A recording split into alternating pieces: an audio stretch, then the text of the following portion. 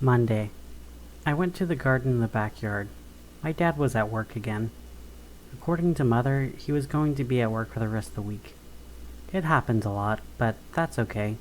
When Dad is at work, I don't have to wear the clothes he tells me to. I don't have to learn about exoteric science, and I don't have to make him happy. He's very hard to make happy. Mother, on the other hand, lets me have a journal. She goes with me when we go to the garden and finds me all the best books. Today, she told me that there was a lot behind the garden that we would get to see tomorrow. Instead, today in the garden, she showed me all the flowers and berries that were growing. We plucked enough flowers today that Mother showed me how to twist the stems to make both bracelets and even a crown.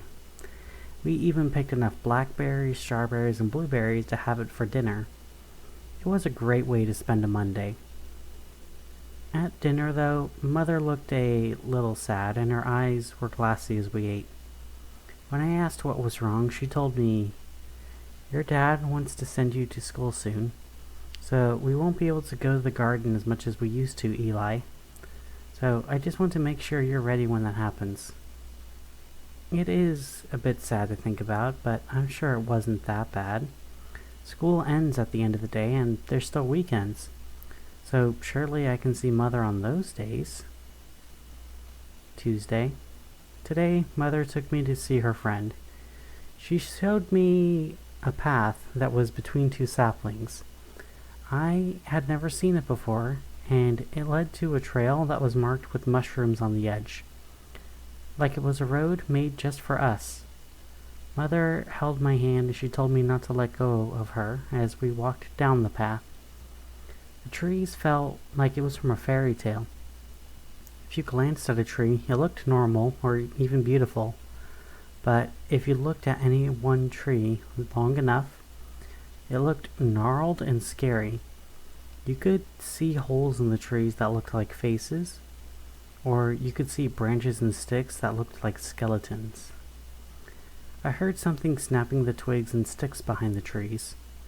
I couldn't see it, but I imagined a pack of wolves, each bigger than a car, with tangled black fur and teeth sharper than knives, chasing us throughout the woods, trying to find an open area to pounce and eat us.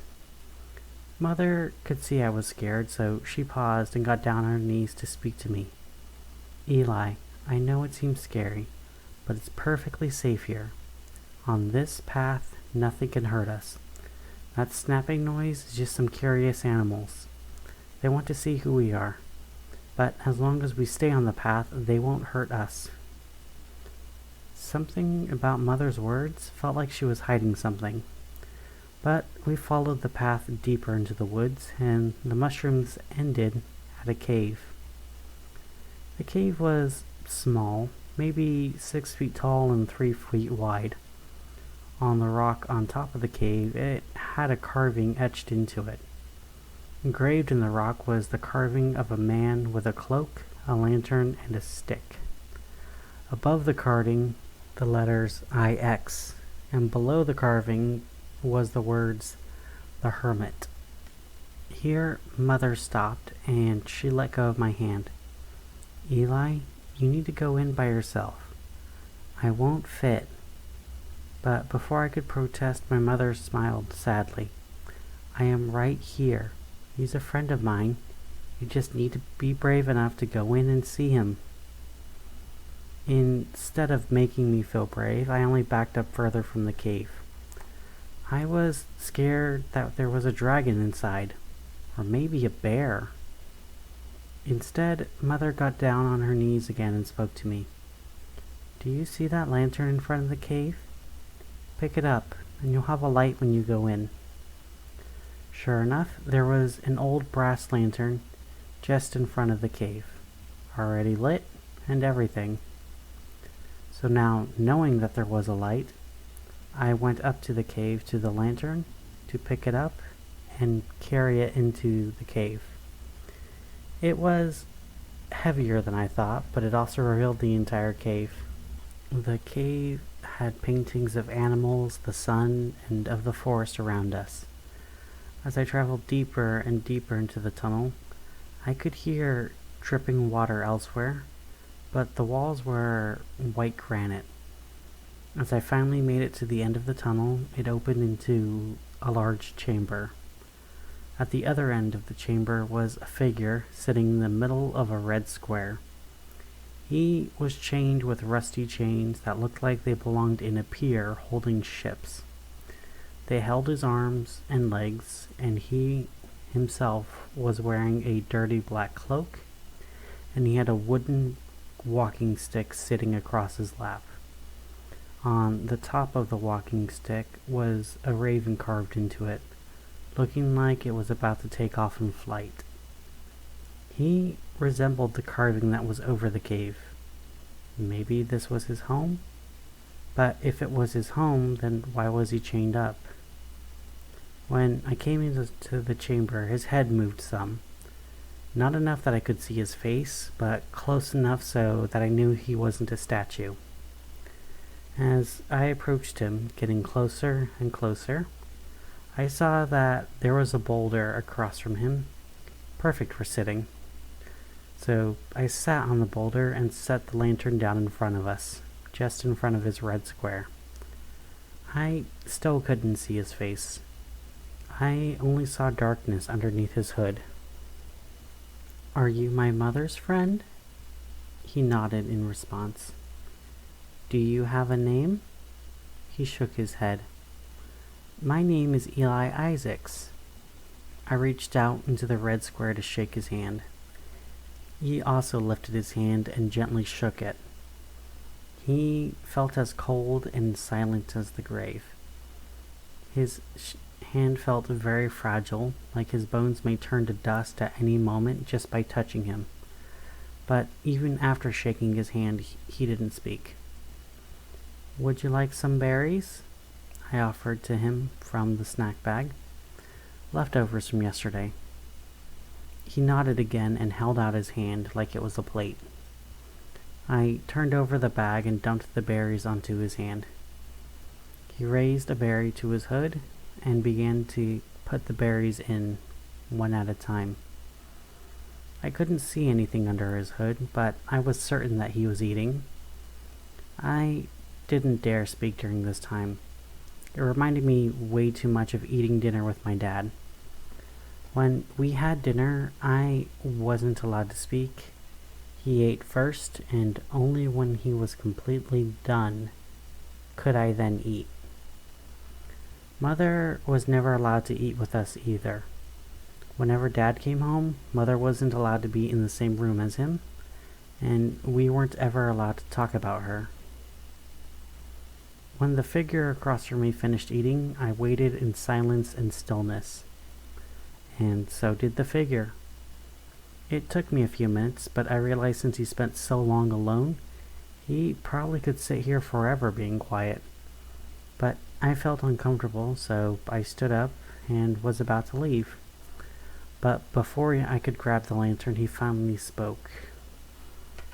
"Leave the lantern, and I will give you this." He reached into his cloak and removed a leather-bound book. It was about the size of a notebook, but the symbol in the front of the book looked like a silver sun. It shone even in the shadows. But the longer I looked at the book, the harder it was to see it. But it would give me enough light to find my way out.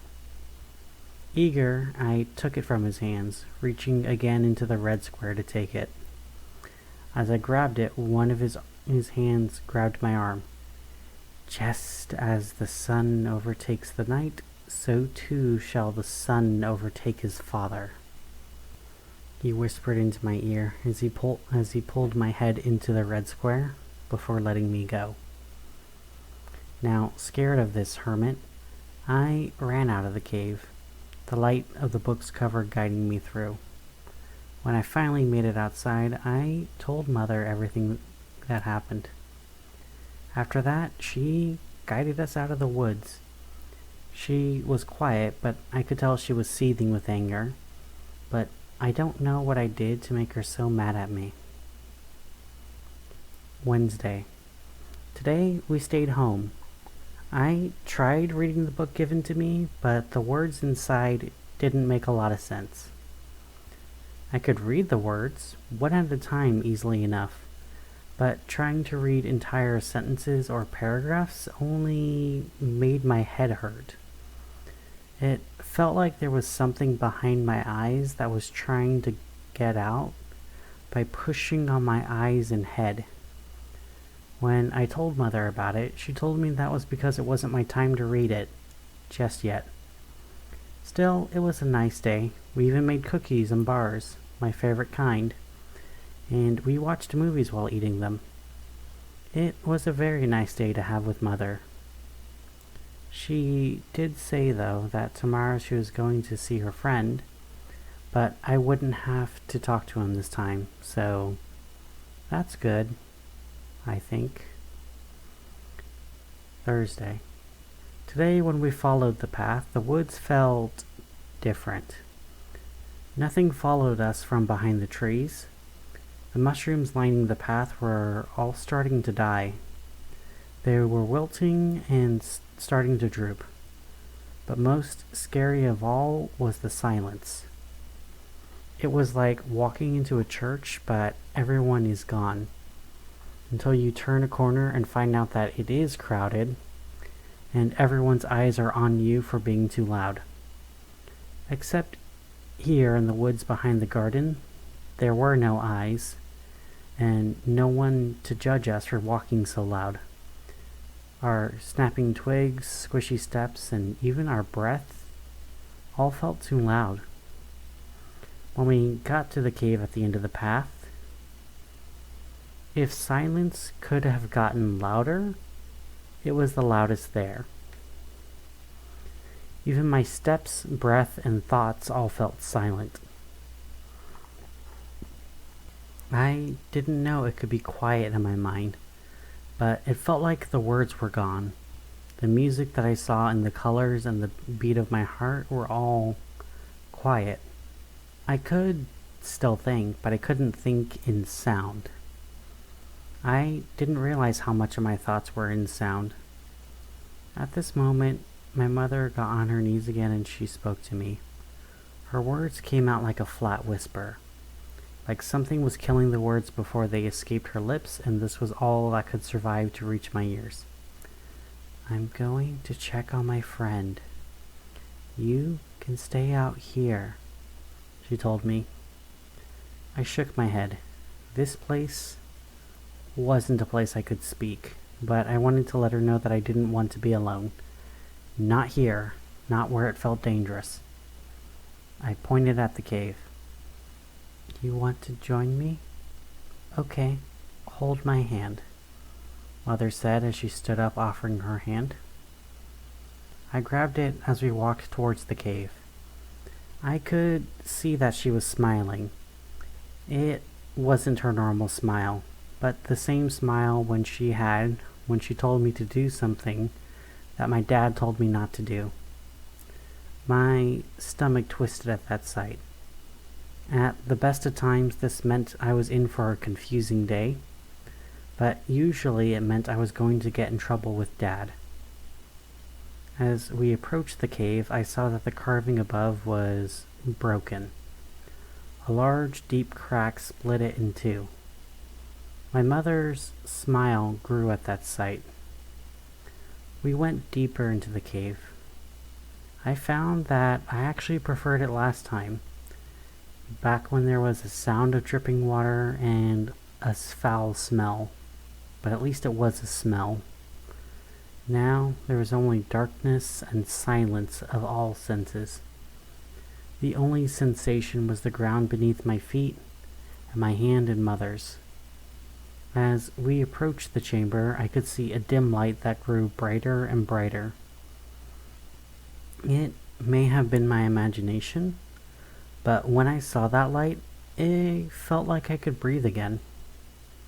When we made it to the central chamber, and in the red square where the hermit once sat, there was nothing but broken, rusty chains, a deep imprint where he once sat, and strangest of all, A glowing rectangle. Go on, Mother's voice said. What is this? A gift. My friend left you a gift. But where is he? He went home. Mother let go of my hand at this point. All I could think of doing was approaching the rectangle, my only source of light. As I approached the gift, I could see it was a card. Larger than most cards I've seen, but it was definitely a card. It was made out of some smooth white material. On the front of it was an intricate painting that resembled the Hermit. A man standing with a walking stick and carrying a lantern. On top of the card was the letters IX. And underneath the painting was the words, The Hermit. And the strangest part? When I approached it, the card was upside down from where I picked it up. Picking it up and turning it around, on the back I could see the same design that was on the book the Hermit gave me yesterday. It was hard to look at, and it looked like it kept getting more and more complex the longer I looked at it. I felt Mother grab my shoulder and shake me out of my trance. We should go. She was invisible in the dark. Even with the glow of the Hermit card, I couldn't see her. But I felt her slowly guide me back from the cave and down the path. The path felt different again. It was still quiet, but it was no longer a quiet place judging me for being loud. It was like the quiet of a library. A lot was happening here, even if I couldn't see it, and all of it eager to help me. When we made it home, Mother told me to put the card away in the book, so I did. That night we had pizza for dinner. That's usually my favorite, and Mother was acting normally, but I was quiet all night.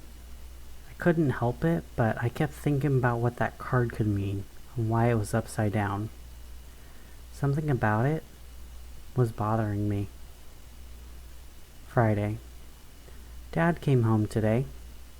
He woke me up by storming into my room and slammed my door open. He was already mad.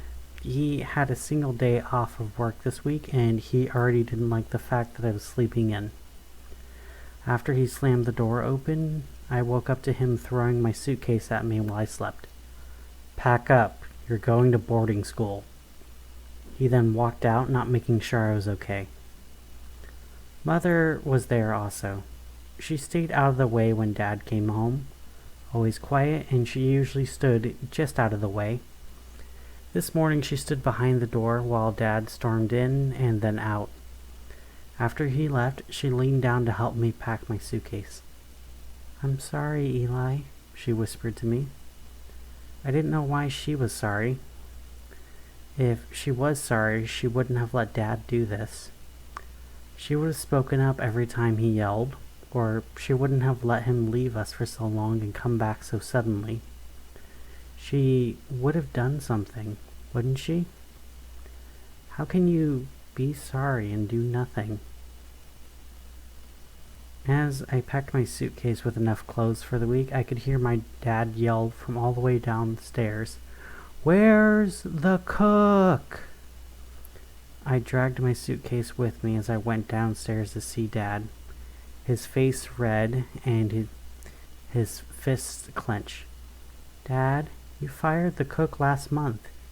You didn't like that he made me dessert, I reminded him. Mother stood in the kitchen doorway, just behind my dad as he had his arms crossed, and he stared me down. Fine, where's the maid? I'm sure the maid can make breakfast. You fired her 2 weeks ago. You didn't like that she took me out to the park after her shift. So, who's been taking care of this house the last 2 weeks? Well, me and Mother have, I started, but he smacked the doorway just above my head, making me jump. I told you, don't talk about your mother. You already know why. I didn't know why he didn't like talking about Mother. He kept telling me that she died when I was born, but I knew that was false. I could see her standing in the darkness just behind him. She was always around, even when he was around, but he never bothered to look towards her. He never addressed her, and he never spoke to her. I know she was quiet a lot, but she wasn't invisible. I could see her very clearly. She was wearing what she always wore, a long white dress that trailed to her feet and behind her. Her crown was made of silver and shaped to look like the flowers out in the garden. She could stand out anywhere. But somehow Dad never noticed her, and none of the staff ever addressed Mother, even before and after they were fired. But I figured that was just because Dad told them not to talk to her or talk about her. But now, with her only a couple feet behind him, looking more like his shadow, I was beginning to think only I could see Mother. "Well, if there's no staff to make breakfast, I guess we can go right now," Dad said, grabbing my hand and dragging me to the door. My feet dragged as I tried to stay a little longer. I didn't want to see Mother go, and I didn't want to go to school. Still, Dad didn't care, and he kept pulling me through the door and into his car. He threw me inside the back seat and threw my suitcase into the trunk, slamming this trunk shut while I buckled up. I tried not to cry in front of my dad as he did all this. As bad as he was worse when he saw me crying. My dad was quiet while we drove away from home. The quiet was worse than when he was yelling. It was like he was a bomb, just waiting for any reason to blow up, and he knew I was going to give it to him if I said anything. So I focused on my reflection and what was just beyond it. Outside I could see the forest surrounding my dad's house turning to the freeway while he drove on his privately owned road. Dad was a very rich man. I don't see anyone he didn't want me to see, and I knew he didn't tell any of his workers that I existed. Admitting I existed would admit he had a weakness, and Dad was very clear. Men like him didn't have weaknesses. After half an hour on the private road, it still felt like an electrical storm was within the car, but at least now I was certain Dad forgot I was there. So as long as I stayed quiet, he wouldn't remember he was mad at me. Sometimes, out in the trees we passed, I thought I could see my mother peeking out from behind the trees, her eyes looking as cloudy as the sky above. Other times I thought I could see my mom's friend the Hermit peering out too, his hood still hiding his face, and he held the lantern. Once I was certain I saw them together, but I'm sure that wasn't right. Finally, after half an hour on that road, Dad turned off the freeway and onto a forest road. It was unpaved and shook the car a lot. I bounced like it was a funhouse, but it was a lot harder in the car than in any funhouse. I could also hear my suitcase bounce also. Dad seemed too angry to bounce around. I expected it to take hours to find what my dad was looking for, but instead it took 5 minutes as the forest road led to a large school. It was hard to describe. It looked like something out of a scary book. The gate was tall, and so was the fence, all black iron with sharp points, like an army of spears guarding a cement fortress. The school didn't even have very many windows, and all the windows were way too small. The words above the gate read Agamemnon's Academy for Accelerated Apprenticeship. I heard a bit about the school, that it was for accomplished children who were going places. Dad graduated from here once upon a time, and they even named a building after him because of how good he was. I wasn't sure why he thought I was going to be good here. But as the car approached the gates creaked open. The gates looked new, and there was no one to open them and no machines as far as I can see, but the gates still creaked. And as the car drove through, I felt another bump rock the car. I feel like if I wasn't belted down, then I would have fell on the ground. When we drove up to the entrance, there was no one there. No children, no teachers, and no one to welcome me. "Get out," Dad said. No goodbye, only get out. I got myself out, and he also got out of the car to take my suitcase out of the trunk. He left it on the ground when he went back to the car and began to drive off. He didn't waste time on telling me where I was going, or who I was going to talk to, or how long I was going to be here, or anything. I think I was just another problem for him. He took his problems to the right people, and he trusted everyone to figure it out for themselves. My eyes got misty again as I dragged my suitcase up the steps to the big doors. The steps were cement blocks cut to look like bricks, and the doors were old and oak, with iron knockers that were scary gargoyles. But the knockers were too high to reach. So I kept jumping up and down trying to grab it, but I finally gave up and put my suitcase down and stood on it to try to get a little higher to grab the knocker. But even as I stood shakily up on my suitcase and still unable to grab a knocker, a hand from behind me grabbed the knocker and knocked 3 times. Turning around, I saw it was Mother. She held my journal, and the book I got from the Hermit, and another white rectangle. "I believe you forgot these," she said, handing them to me. As I held the books to my chest, I got a clear look at the rectangle.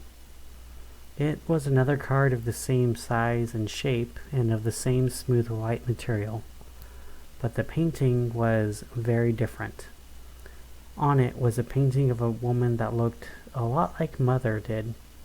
She was sitting on a hill made of flowers. She was wielding a scepter and had a silver crown made to look like flowers.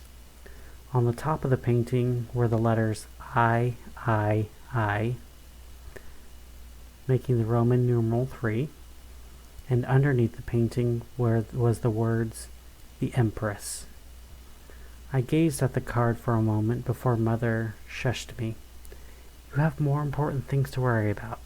Stand up straight and shake his hand when he comes out. If you make a good impression, you can get away with anything. If you make a bad impression, you won't get away with nothing." She turned me around and I could feel her hand on my shoulder as a man opened the door and looked down at me. He was taller than Dad, more slender than Dad, and very well dressed. Tie, black suit, and a red flower in his pocket for a splash of color. But his head was the oddest part. He had no hair. He had gold frames for glasses that had no lenses, which, as far as I could tell, served no purpose. He had no eyes, no nose, ears, or mouth. His skin was as white and smooth as porcelain, and I was certain, even with no eyes, he was staring down at me. I felt Mother's hand squeeze my shoulder, so I reached across to shake the man's hand. He shook it back, silent and cold as a grave. Still, I looked at his glasses as I spoke. "Hello, I'm Eli Isaacs. I believe I'm your newest student?" Even though I could feel Mother's hand on my shoulder, I was certain the man in front of me couldn't see her, as I was now mostly certain no one could see her. Still, clutching my book, journal, and 2 new cards to my chest, I was determined to do the best I could. The man turned around and began to walk down the hallway. It took me a moment to realize he was trying to lead me. As I ran to keep up, and I kept a silent hope that the man who led me couldn't hear as I began to cry, when I realized that I was truly leaving home for good.